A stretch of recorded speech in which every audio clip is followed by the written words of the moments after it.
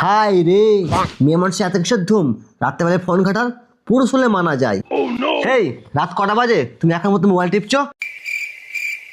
2 মিনিটের মধ্যে মোবাইল না রাখলে তোর মোবাইল আমি এক আসামে ভেঙে দেবো। আর ভেবো না তোমাকে ঘর থাকতে দেবো, তোমাকে ঘর থেকে বার করে দেবো, এই আমি বলে দিলাম।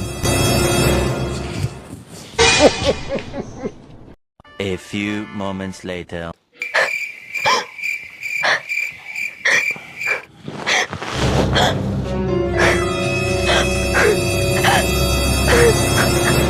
ব্যাস, শুরু হয়ে গেছে নাটক।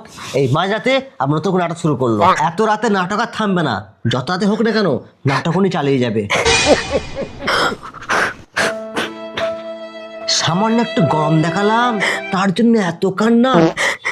কানের কাজে যদি এখন প্যান প্যান করে তাহলে কি রাতে আর ঘুম হয় বলো? ঠিক আছে, তুমি সারা মন হাঁটতে পারো, তাহলে আমি কেন পারবো না? আমিও পারি।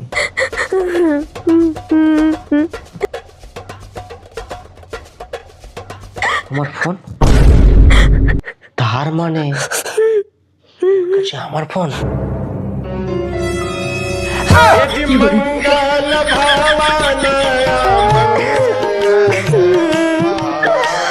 তার মানে আমার আর চম্পার রিলেশনের কথাটা সব জেনে গেছে।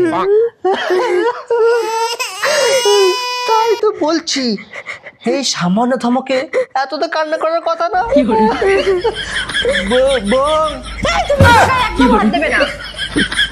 কোন চরিত্রহীন লোক যেন আমার গায়ে হাত না দেয়।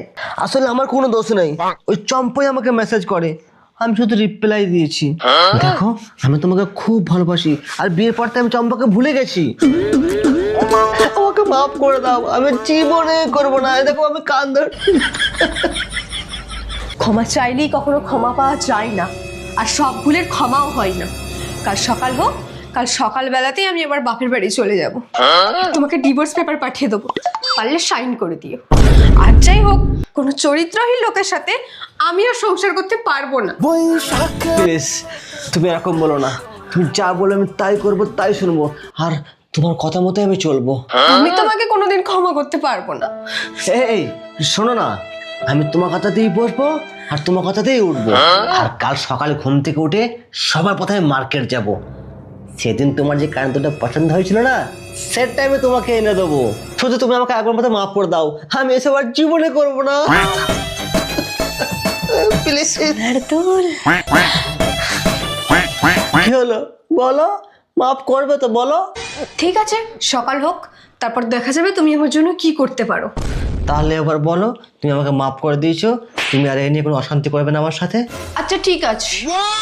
ওই আমার শোনাবো, একটু এদিকে এসো না। না, আরে এসো না, একটু জড়িয়ে ধরি। বুঝলে বন্ধুরা, বড় বেশি করলে এইভাবে ম্যানেজ করবে।